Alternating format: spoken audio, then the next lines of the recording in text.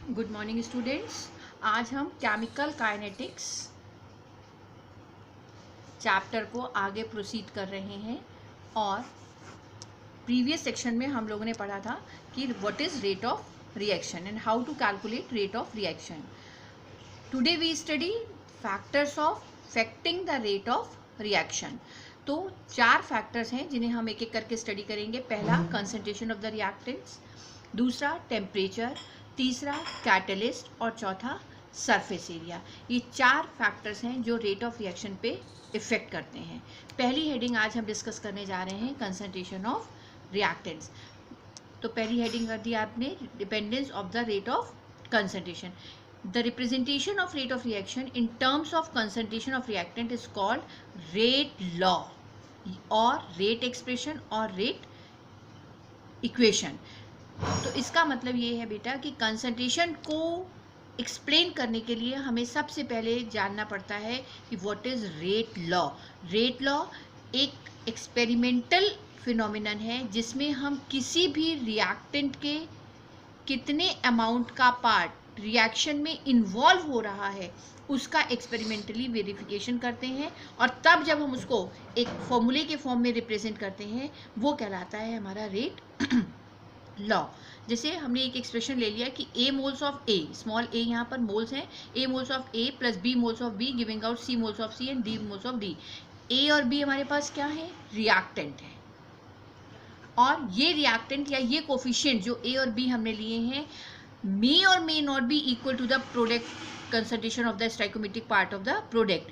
जैसे for example अगर हम क्लास में 50 बच्चों को पढ़ा रहे हैं और 50 में 50 के 50 पूरे 100% पास हो गए, it means stoichiometry is same, but when the 50 students are in the reactant form and the product converted into 45, तो 5 जो हमारे नेक्स्ट क्लास में प्रोसीड नहीं होंगे वो एक्सपेरिमेंटल डेटा में क्लियर हो गया कि वो 5 एलिजिबल नहीं थे नेक्स्ट क्लास के लिए।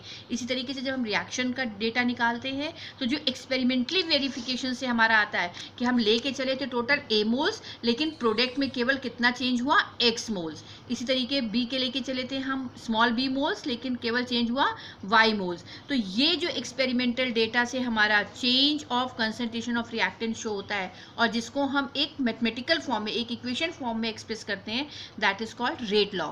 प्रोपोर्शनैलिटी साइन को हम हटा देंगे तो यहाँ पे एक कांस्टेंट लगा देते हैं K, that is called rate constant. तो हमारा डिनोशन फॉर्म हो जाएगा minus D concentration of the reactant upon dt is equal to K A to the power x and B to the power y। ये x और y जो experimental data से आए हैं, जब इन एक्सपोनेंट का सम कर देते हैं तब उसको कहा जाता है ऑर्डर ऑफ रिएक्शन। तो दिस फॉर्म ऑफ इक्वेशन जो हमने अभी आपको इससे पहले लिखी, dx बाय या d concentration of r upon dt is equal to K A to the power x and B to the power y। This equation is also called differential rate equation। अब जो इतनी देर से मैं आपको समझा रही हूँ, what is rate law? Rate law is the expression in which reaction rate is given in terms of the molar concentration of reactant with each term raised to some parts which may or may not be the same as the stoichiometric coefficient। वो हो भी सकता है और नहीं भी हो सकता। तो पहले मैंने आपको इसमें एक एग्जांपल दिखाया, केमिकल बैलेंस इक्वेशन था मेरा CH Cl3 plus Cl2 giving out CCl4 plus HCl। देखने में हमको लग रहा है कि क्लोरोफॉर्म भी पार्ट ले रहा है, क्लोरीन का भी एक मोल ले रहा है, लेकिन जब हमने एक्सपेरिमेंट करा, लैब में इसका प्रैक्टिकल किया और एनालिसिस किया कि किसका कितना पार्ट रिएक्शन में पार्ट ले रहा है, देन वी फाइंड कि क्लोरोफॉर्म का तो एक मोल पूरा पूरा यूज हो रहा है लेकिन क्लोरीन का केवल हाफ परसेंटेज ही यूज हो रहा है और हाफ डैमेज हो जा रहा है। तो हमारा जो रेट इक्वेशन निकल के आया, rate is equal to K concentration of CHCl3 की पावर 1 और क्लोरीन की पावर हाफ। ये जो ऊपर हमारा एक्सपेरिमेंटल डेटा के ऊपर एक्सपोनेंट्स आए हैं, जब आप इन एक्सपोनेंट्स को प्लस कर दोगे 1 प्लस हाफ, दैट मीन्स 1/2, ये कहलाएगा इसका ऑर्डर ऑफ रिएक्शन। सेम ऐसे मैंने एक एग्जांपल और यहाँ बेटा डिस्कस किया है कि ईस्टर की हाइड्रोलिसिस कराते हैं तो एसिटिक एसिड और अल्कोहल बनता है। इस केस में पूरा का पूरा रेट केवल ईस्टर के कंसंट्रेशन पर डिपेंड करता है, वाटर के कंसंट्रेशन पर डिपेंड नहीं करता है। अब explain the term rate constant. तो rate is equal to K concentration of the reactant. अगर मैंने रिएक्टेंट को यूनिटी कंसीडर कर दिया, then rate is equal to the rate constant. So how will you define the rate constant? Rate constant may be defined as equal to the rate when each reactant is taken as unity. It is also called specific reaction rate. अब अभी मैंने आपको यहाँ पे order of reaction explain किया कि powers का सम. सो इसकी डेफिनेशन भी आप लिख सकते थे. The sum of the parts of the concentration of the reactant in the rate law expression is called the order of that chemical reaction. Order of reaction 0 भी हो सकती है, 1 भी हो सकती है, 2 भी हो सकती है, 3 भी हो सकती है और फ्रैक्शनल भी हो सकती है. 0 का मतलब कि rate of reaction is independent of the concentration of the reactant, यानी किसी भी कंसंट्रेशन को हम चेंज नहीं कर पाए. तो रिएक्टेंट के ऊपर आपने क्या लगाया? 0. ये चेंज नहीं हुआ. किसी की पावर 0 इज इक्वल टू आ जाता है 1. सो 0 ऑर्डर रिएक्शन के लिए रेट इज इक्वल टू आ गया कांस्टेंट के.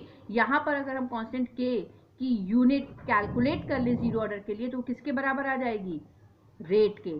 तो इसी तरीके से नेक्स्ट हेडिंग में आएगा रेट कांस्टेंट की units. Rate constant in general हमने डिफाइन करी कि rate is equal to K A to the power X and B to the power Y. X plus Y order of reaction, इसको मैंने equal मान लिया small N के, ताकि आपको यूनिट लिखने में ईजी हो जाए.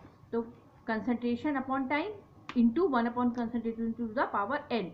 ये जो कंसंट्रेशन है इसका एसआई यूनिट होता है मोल्स पर लीटर, टाइम का होता है सेकेंड. तो हमने दोनों वैल्यूज को पुटअप कर लिया. तो we find the unit moles per litre 1 minus N into second minus 1. और अगर अलग अलग ऑर्डर के लिए, ये तो मैंने इन जनरल निकाल के दी, अगर एक एक ऑर्डर के लिए कर ले कि अगर हम 0 ऑर्डर के लिए कर दें तो 0 ऑर्डर के लिए आ जाएगा rate is equal to constant K A to the power 0. ये यूनिट हो गई 1. सो रेट कांस्टेंट की यूनिट क्या आ गई? रेट के बराबर. रेट क्या होता है? Change in concentration upon time taken is equal to K. तो कंसंट्रेशन की यूनिट हो गई मोल्स पर लीटर और टाइम की हो गई सेकेंड. तो 0 ऑर्डर के लिए रेट कांस्टेंट की यूनिट आ गई moles per litre per second. Similarly first order, so rate is equal to constant K A to the power 1, यानी एक कंसंट्रेशन चेंज हुआ. जब ए टू द पावर 1 तो रेट की यूनिट क्या थी मेरे पास? Moles per litre. कांस्टेंट की निकालनी है, कंसंट्रेशन की moles per litre per second, और कंसंट्रेशन की हो गई moles per litre. Moles per litre से मोल्स पर लीटर कैंसिल हो गया. तो फर्स्ट ऑर्डर के लिए रेट कांस्टेंट की यूनिट आ गई सेकेंड माइनस 1. इसी तरीके से आप सेकेंड ऑर्डर और थर्ड ऑर्डर भी कैलकुलेट करेंगे. ओके.